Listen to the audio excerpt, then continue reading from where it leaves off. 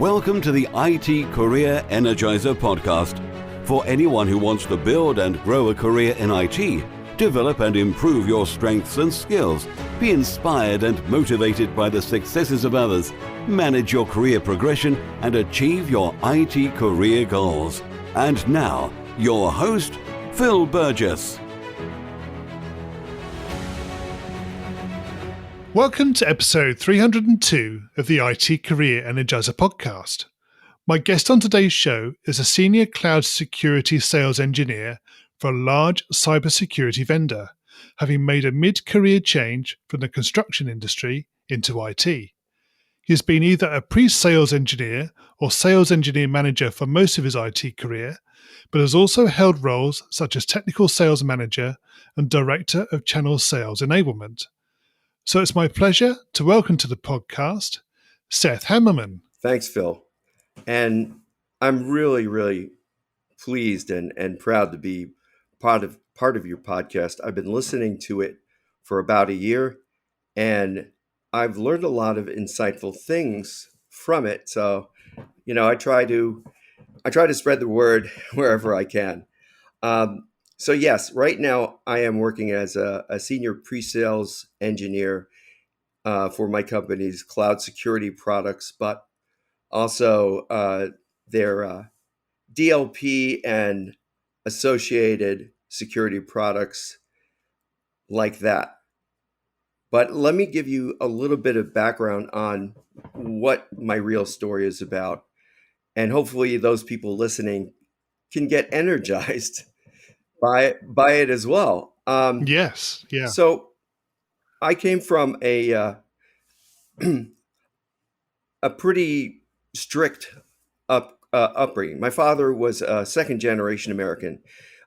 His father, my grandfather, came to this country from Russia and was a carpenter. And my father, when he got back to the U.S. after the Korean War and having gone through engineer school, he set up his own business.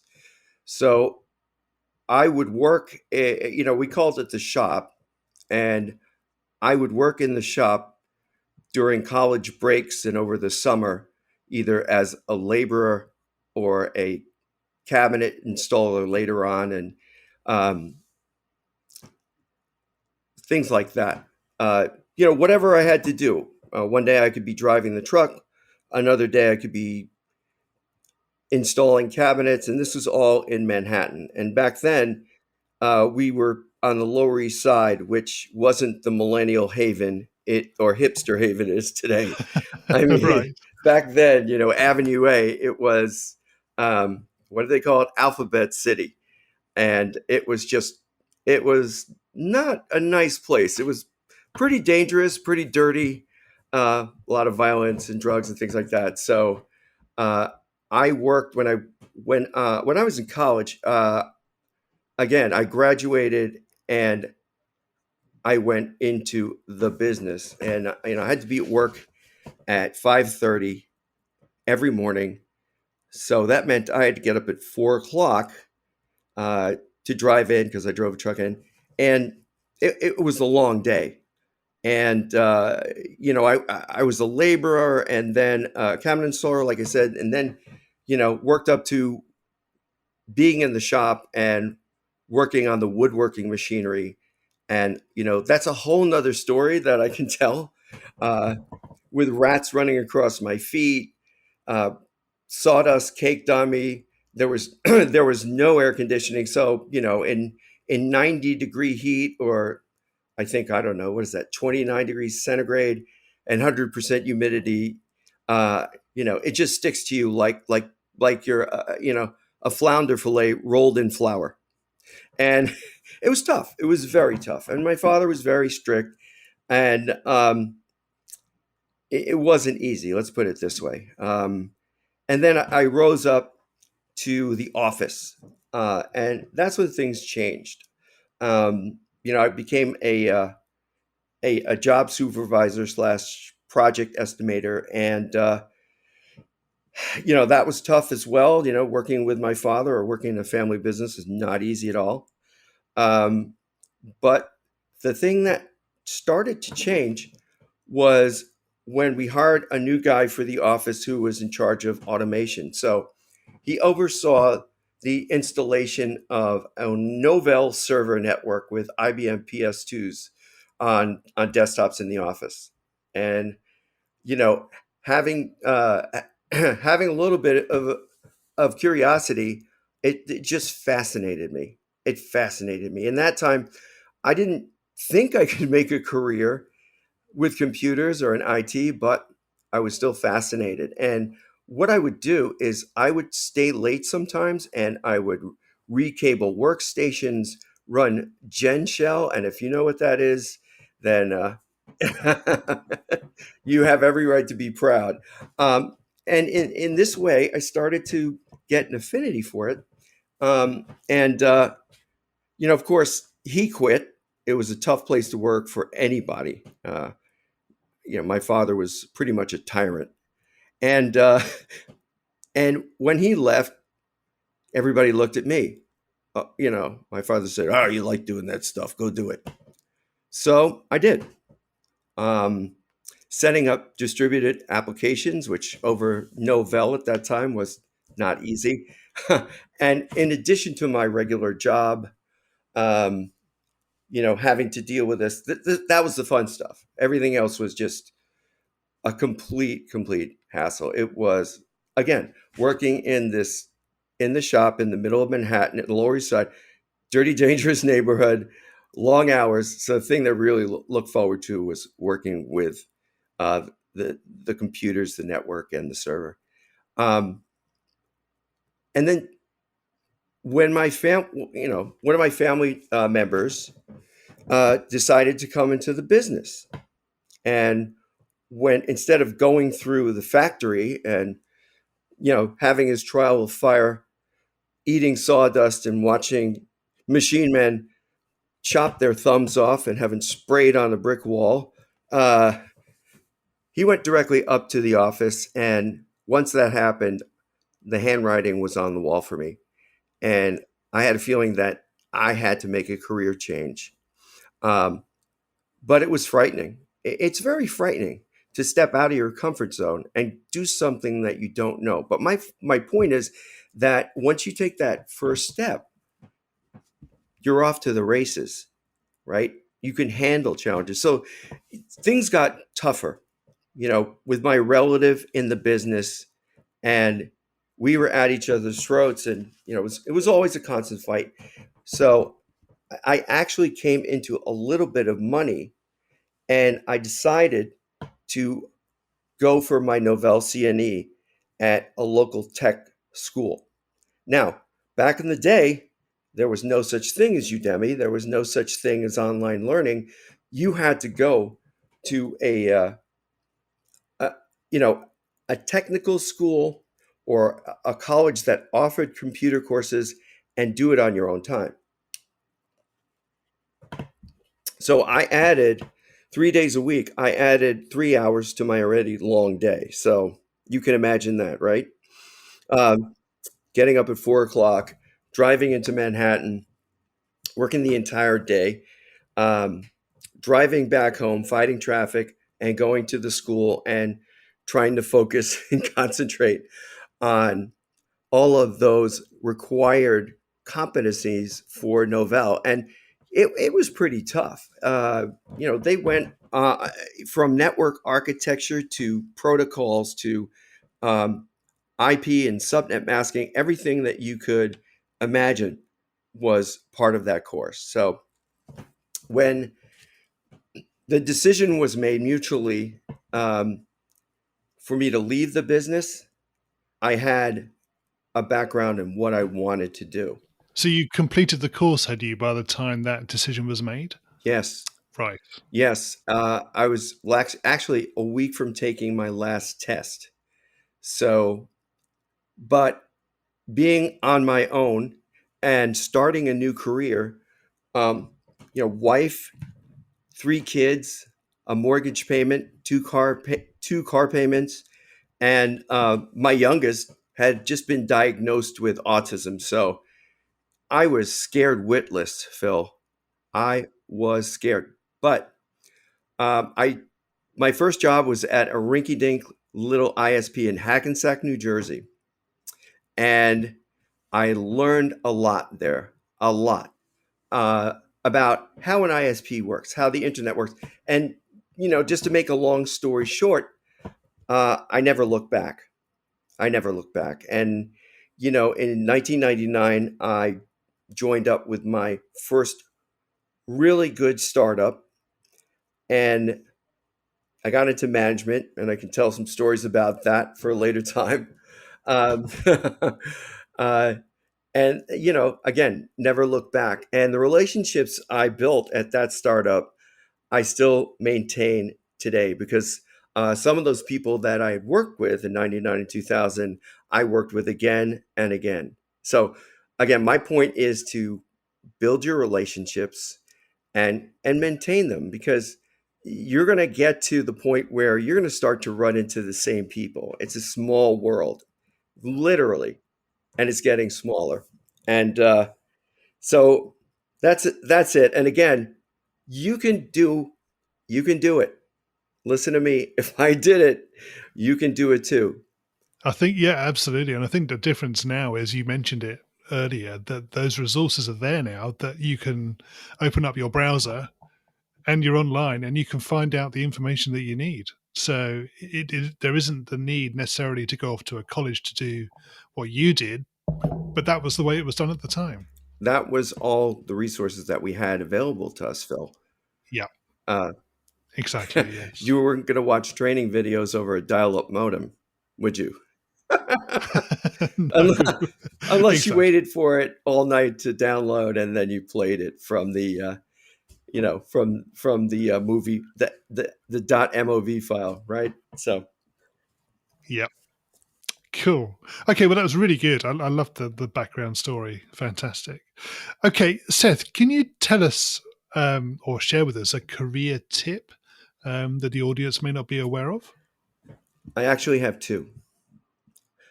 Um, Nowadays, a lot of people are hearing that tech is a great career and you can make a lot of money. You can make a six-figure salary being a cybersecurity expert, but understand what comes along with that. You're not going to go to a tech school or watch online courses for 6 months and ta-da, there you are, sitting in your office. My suggestion is find what you like to do in tech. Try some different things. And if you find something that makes it feel like you're not working, then that's the career you should pick. A lot of people go into the dev. They take the dev road and they find that it's not for them, but they've wasted a couple of years and have to start all over again. So there are so many different facets of tech now, from all sorts of different development, every kind of cybersecurity. It's expanding due to Moore's law exponentially. So find that thing that you like and then stick with it. And you know what? If you're really young, spend the summer in a manual labor job like I did for half my career. Spend a summer on a construction site, um, being a mason, being a cabinet maker, one of the trades. First of all, you may find out that you like it and go into it as a career, which actually is a great idea nowadays because builders can't get enough skilled people. But if you do that for a short time, say a summer, and then you go back to pursuing an IT career, you are going to appreciate sitting either in an air conditioned office or your home office and not dealing with 98-degree heat and all the rest that goes along with working in construction. So that's my first tip. The second tip is, and this goes for people who are kind of an our age group, Phil, and the young ones just starting out. So if you're starting out and you have to work with a diverse group of people, some might be a lot older than you. They might be baby boomers. Um, don't immediately write them off or think that their input doesn't mean anything because, they come from the days of wood and rocks, uh, and programming was done on stone tablets. Uh, you know, well, Fortran on punch cards, I guess you could say that was. Uh, and again, if you're at advanced stage in your career, look to mentor people instead of judging them or coming from a position that says, well, this is the way I've always done it. I've done it this way for 25, 30 years, and this is the way it works. Uh, that just that's counterproductive, and it doesn't work in today's modern workplace. So that's my little bit of advice. Keep an open mind. Listen to what other people have to say. Practice active listening instead of just waiting to speak, which is another skill that I've learned. So there you go. Good, excellent. I did like the first point was great in terms of we don't tend to focus too much on other or too many other areas other than programming and testing and things that sort of are seen as the sort of the interesting things to do. But there are so many options within the IT field or the tech field that as you say, the roles, you should try different things out. It's not all about coding. No, I mean, it's incredible now how many different jobs there are. All you have to do is look at LinkedIn. I have a daughter-in-law who's a VP of customer success at a medical software startup. She's killing it. My niece is a senior software product manager for a big high-tech firm out in the Bay Area.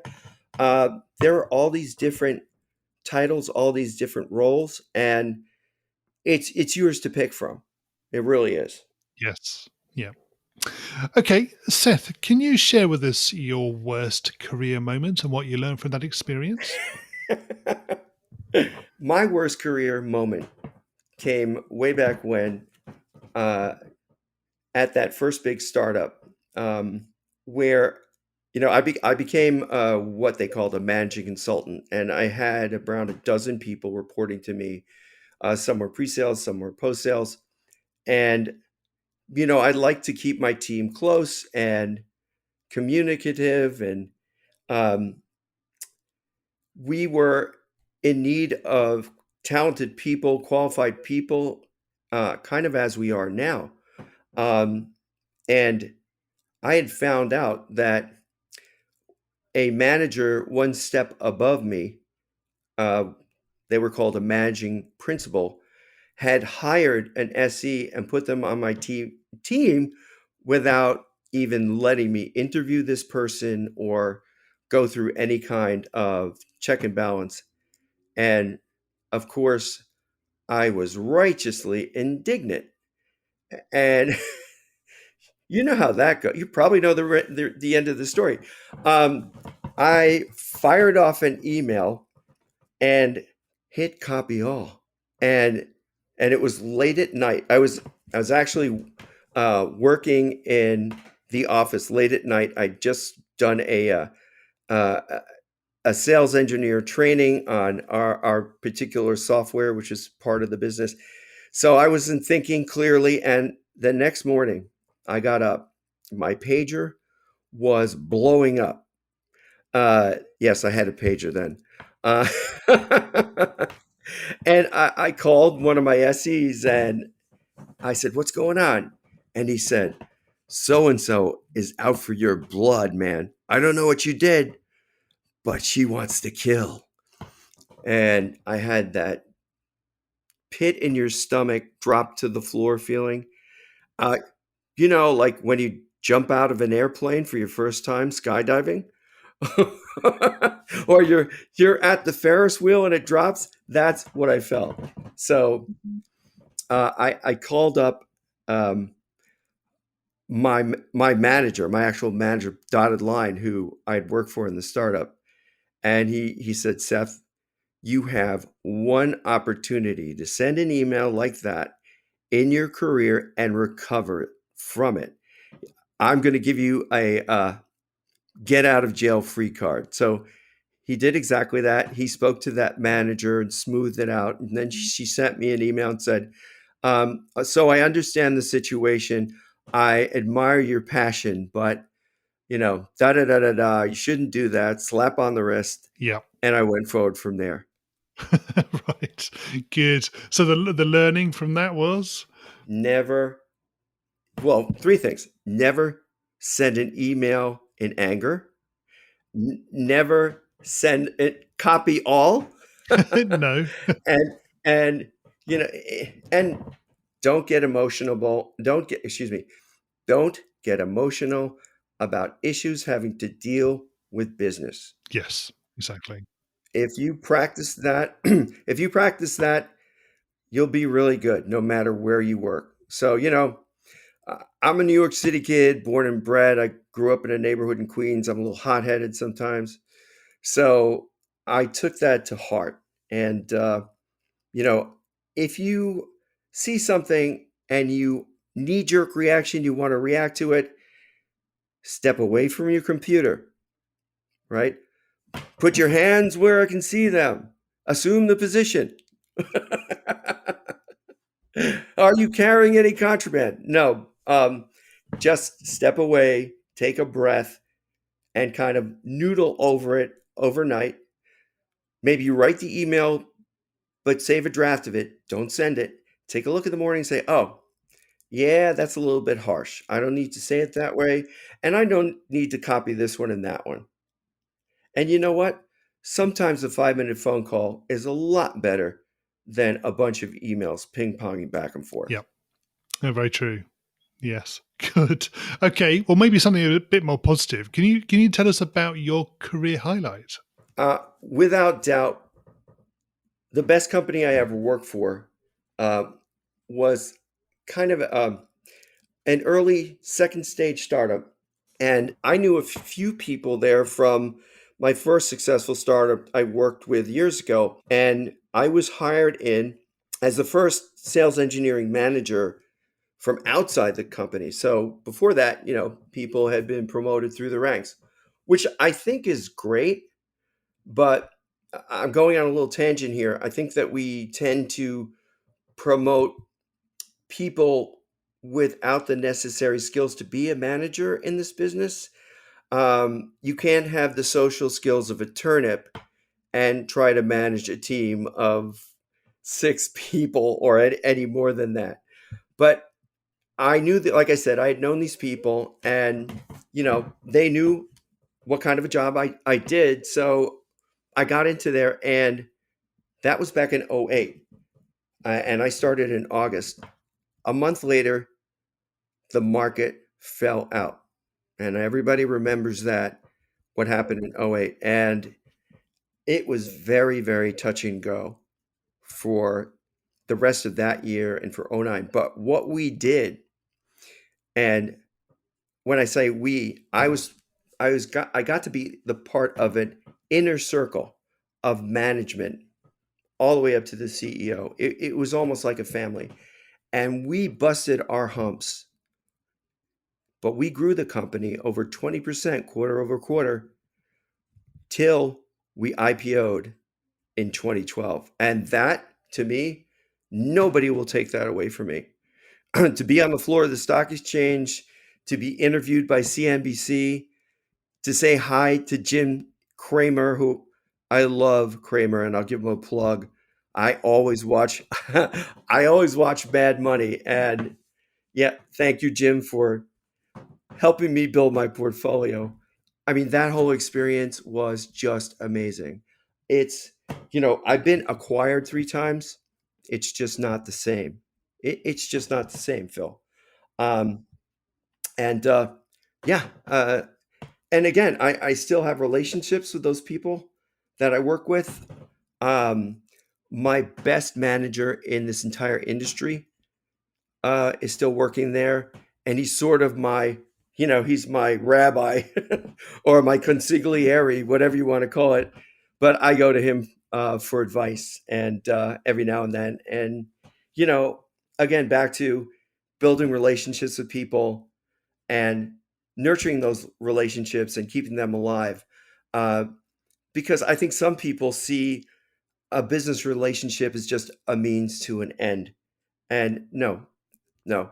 Uh, you manage these relationships because you're part of a community, and you want to build something, and you want to support other people when they need it.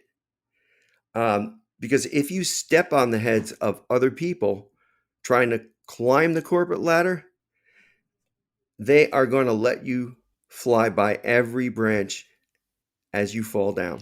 Yeah. Yes.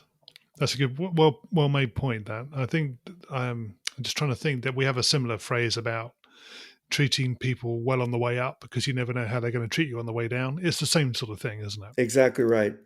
I think you put it a lot more succinctly than us colonists, Phil. Right. Okay. Seth, what excites you about the future of careers in IT?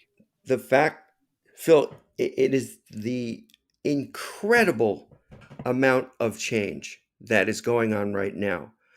Uh, I've heard, and I'm sure you have too, that within this decade, things are going to change more in technology than they have for the 100 years preceding it. It's just so amazing. And, you know, I love it. And it's a struggle to keep up, but it's a good struggle. That's another one of my kind of core tenets. Um, it's amazing. I mean, take the concept of containers. Okay,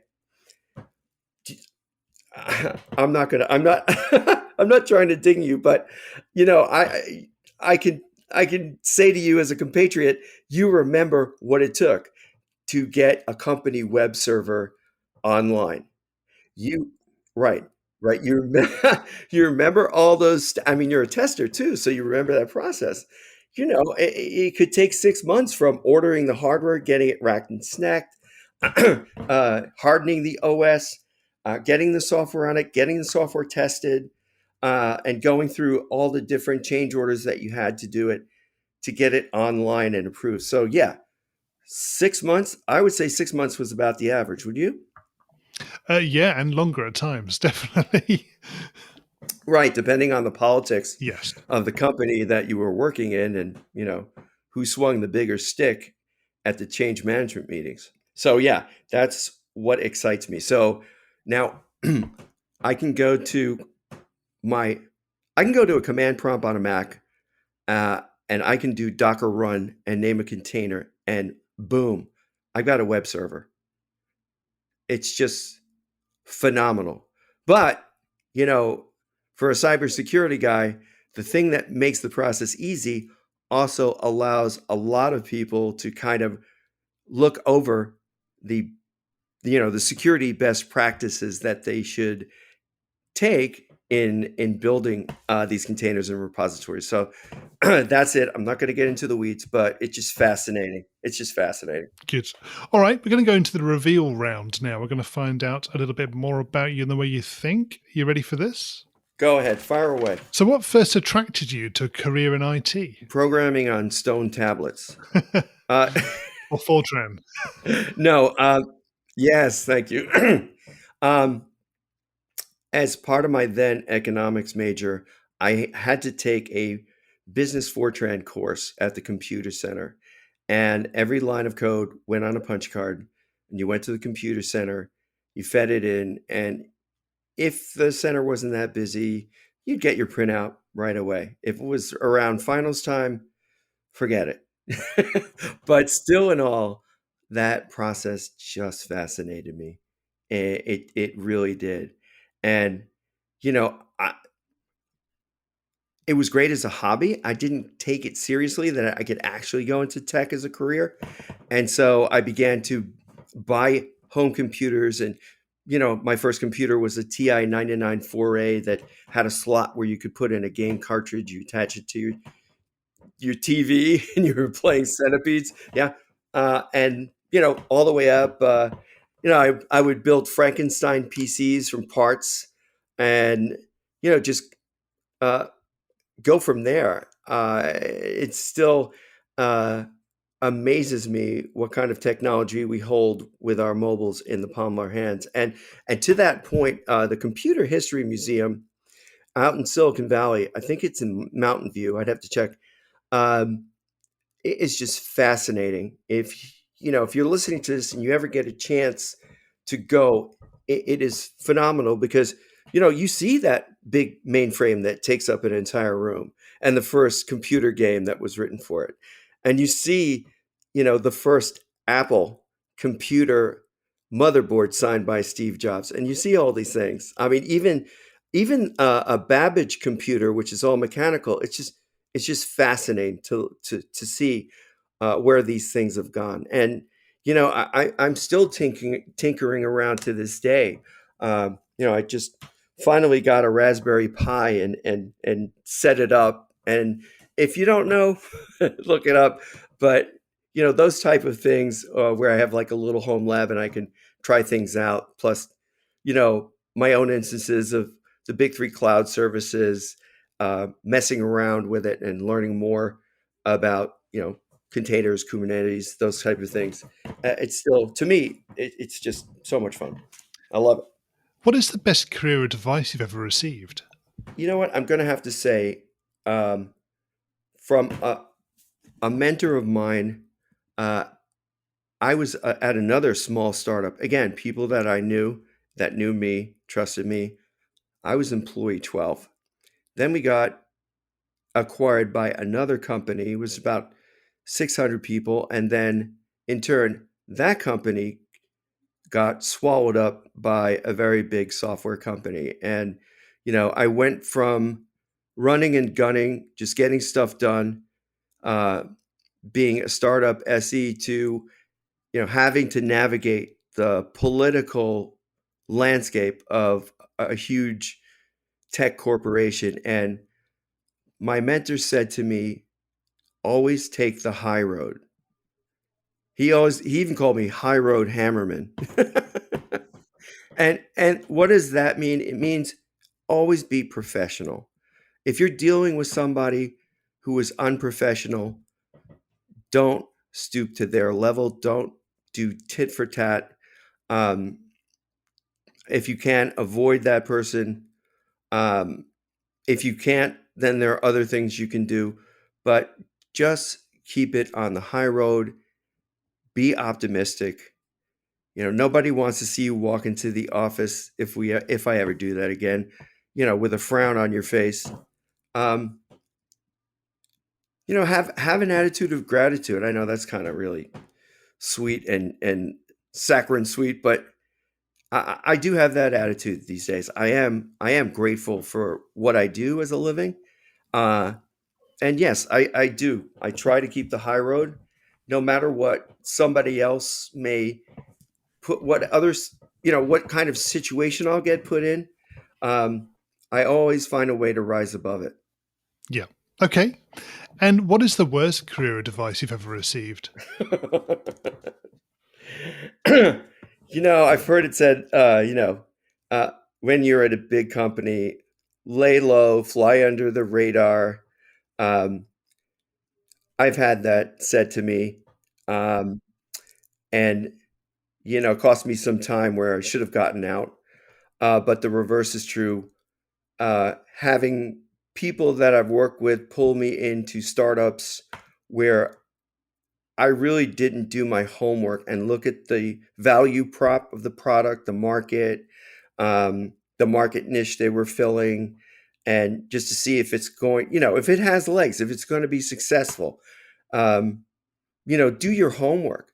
And a couple of times I didn't, and I learned some hard lessons. But yeah, you're going to make a lot of relationships, and if you're good and you're a performer, people want to drag you into this company, that company. But before you do, just do your homework. Uh, find out about the company, what stage of funding they're in, who's backing them, what the business model is. All this kind of quote unquote homework, Phil, that uh, I would do now Yeah. if I was in the same position. Okay, well, leads us into the next question quite well. So, if you were to begin your career again in today's world, what would you do? Learn more programming.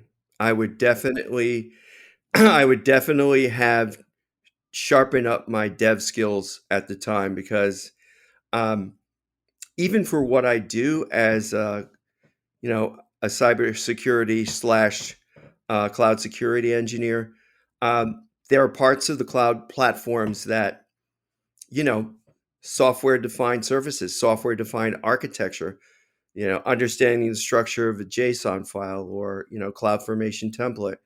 That's pretty much programming basics. I can do what I have to do. um, I'm studying up on Python to get much better at it instead of being a Control C and Control V developer. Like, my youngest, who's a developer, always says, "Dad, are you a copy pasta?" you know, how dare you copy and paste into a program? I mean, he's amazing because he writes every program from scratch, and that's to me that's amazing. But again, it's sticking to what you like. For him, it's not it's not work. It's not a chore. It's something he loves doing. And yeah, I definitely would have learned more development, Phil, in whatever language at the time because um, there's a lot of synergies. The logic is pretty much the same. So yeah, that's what I would have done. Okay. And what career objectives are you currently focusing on? Uh, Again, I am on my own time learning a lot more about containers, Kubernetes, the security of them, um, the architecture, um, how to build them securely and efficiently. I'm actually finishing up a weekend container security pen testing boot camp. um, and again, back in the day, that's something I would have never ever had access to because it didn't exist. But the fact that I could sign up, and it really is a great course because it just goes deep into the weeds, and I'm learning stuff that I would have never learned on the job. It's incredible, how many different ways that you can attack microservices and containers and so forth. So yeah, I love it. I put on my propeller hat and I just go to town on, you know, my little lab and my monitors and everything. I think it's fabulous. What's the number one non-technical skill that has helped you in your career so far? You're gonna laugh, but my theater degree, Okay. acting, and having a lot of experience getting up in front of people, um, that really kind of primed me to be. I love public speaking, and I've spoken at security events to 30 people to 1,300 people, um, and I love it. And I know a lot of people, uh, especially in this business, they would rather have bamboo shoots put under their fingernails than than have to get up at a conference and talk about a particular subject. I mean, I've known them at a company. One SE fainted dead away, and yeah, I mean, again, trying to teach social skills to developers, and don't flame me, but again, if you were a fan of Silicon Valley, it's just you could you could identify. Uh, and again, your guests on the show have talked about developing the soft skills. It's critically important, and it's something that you really can learn, even if you are the most introverted, shy, retiring person. You can learn techniques that will help you get over those fears because I think that's really crucial. And now it more than ever to do it over a Zoom call or a Teams call is more important because you really can't judge your audience's reaction. So you have to be a ball of energy and you have to stay on top of your audience and keep them engaged. Exactly, yeah. And what do you do to keep your own career energized? Uh, Again, it's learning new things on my own.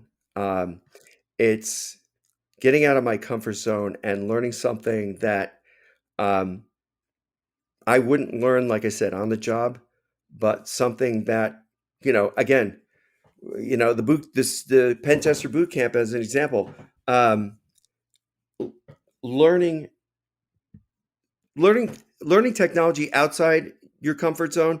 I mean, if you're a developer, learning about cloud network architecture, about VPCs and how they work, I think would only make you a better developer because you understand the data flow, you understand the security, you understand the architecture better. So again, when I finally get some free time, I'm going to go through, let's say, another Python course. And again, there's so many avenues available to people that want to learn now. It's just finding the time and making that time, making it a non-starter. That, let's say, whatever time is best for you, from 7, 8 in the morning, you're going to spend that studying and learning. And what do you do in your spare time away from technology? What spare time? Yeah, I did wonder actually. Um, I think it's really important to stay in shape. So one thing that I did a lot of before the pandemic, and I'm getting back into, is yoga, hot yoga. Um, my daughter-in-law is an instructor, and her class is brutal, brutal. Um, you know, where I live is a great city for bike riding. It's a great bike city. We have lots of trails. They're beautiful. You can bike along the river here and go all the way up into the country. Uh, and I also really like gardening. Uh, I kind of find my zen in gardening. Even though I live in the middle of a big city, I have a terrace and I have all sorts of flowers, all sorts of vegetable plants, getting more and more because my wife keeps picking them up and expecting, she has a black thumb, I have a green thumb, and expecting me to, whatever she touches dead. Uh, but expecting me to plant them and nurture them. But when I'm working on in the garden, I kind of get into that Zen mode where I find peace. So I like it a lot. Oh, another thing I do, and I want to make this a point, is early in the morning, it's part of my routine to learn a new language. I do have an affinity for languages. I do speak Spanish, conversational French. I remember some Japanese when I used to do business there, uh, and I can write most of the hiragana and katakana. But there's a program called Duolingo, and it's a great program. And why do you why should you learn another language? Um, you know, I believe in all the travel that I've done all over the world. I believe that if you try to learn another person's language, then you're showing them respect, and then you can understand things from their perspective.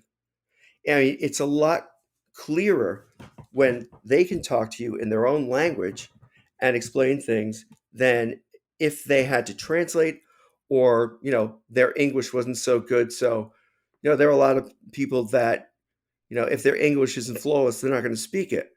They don't want to practice. So you learning their language, even just saying how to say hello, thank you, good morning, good evening, shows respect to them and lets you have a little, let's say, a little kind of a view into their culture as it really is. So I think that's important. Plus, as you get older, it's important to do something to keep your brain working, to figure things out, to stimulate the brain muscle. So yeah, I wanted to get that in there because I think it's really important. They say never make fun of somebody that speaks broken English because it means they know another language. Yeah, absolutely.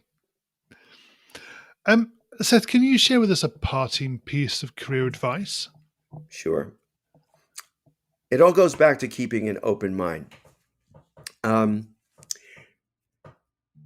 Keep an open mind. Practice active listening. Be grateful for what you have and the opportunities you have if you're in tech. Try to appreciate, old dogs like me, we appreciate the advances and how, to us, things are so much easier. Who knows, in 10 or 20 years, maybe you'll just have something implanted in your skull and you'll just learn something overnight. But, it's cliche, but I believe it. Have an attitude of gratitude and try and look at the positive and try to understand people's points of view before writing them off, especially in a working situation, because I believe mostly everybody has something to contribute. And when you have that kind of mindset in any company, then you're going to succeed. Yeah, that's a good point, definitely. So, Seth, how can people find out more about you and connect with you? The best place, Phil, would be on LinkedIn. It's, linkedin.com, //my name, Seth Hammerman, SETHHAMMERMAN. Or you can send me email at info@hammerman.ws. That's hammerman.wally Sierra. And my cousin got the com domain. And Right. yeah, he was quick. But I'm redoing my website and Twitter and social media accounts. So you can start there on LinkedIn, and I'll give you more info about how to find me and, ask questions and give answers.